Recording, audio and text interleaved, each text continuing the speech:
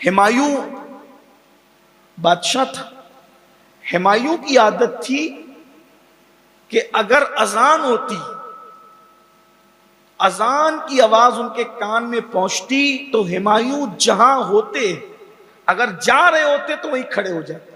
ہمایوں کی عادت، بادشاہ ہو کر اس کو اذان کا اتنا خیال تھا، اگر وہ کہیں جا رہے ہیں اور اذان کی آواز ہے تو وہیں رک جائیں، اور جب تک اذان مکمل نہ ہو جائے اور اذان کا جواب نہ دے لے وہ آگے نہیں بڑھتے تھے۔ اللہ کی شان ہے،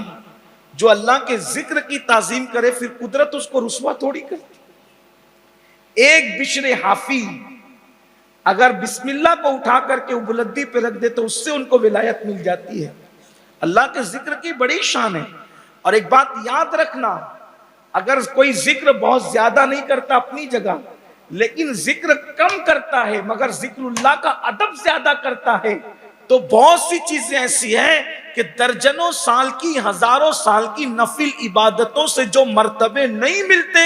وہ ادب اور تعظیم کی وجہ سے ملا کرتے۔ ادب کا بہت بڑا مقام ہے۔ تو ہمایوں کی عادت تھی کہ وہ اذان کو کبھی بھولتے نہیں تھے اور اذان کے کبھی اس پہ بے توجہ ہی نہیں کرتے تھے۔ ایک دن ایسا ہوا کہ وہ اپنے محل کا زینہ اتر رہے تھے، محل کا زینہ اتر رہے تھے، ان تو ہمایوں کے ہاتھ میں عصا تھا اور وہ زینہ اتر رہے تھے۔ مؤذن نے کہا اللہ اکبر اللہ اکبر، وہیں رک گئے اور اپنے عصا پر ہاتھ رکھا، آنکھ بند کی اور اذان میں اتنا ڈوب گئے کہ ان کو خیال ہی نہ رہا کہ میں زینے پہ کھڑا ہوں، اور اسی کیفیت کے اندر ان کا پیر پھسلا اور وہ زینے سے گرے اور اللہ نے ان کو شہادت کی موت عطا فرمائی۔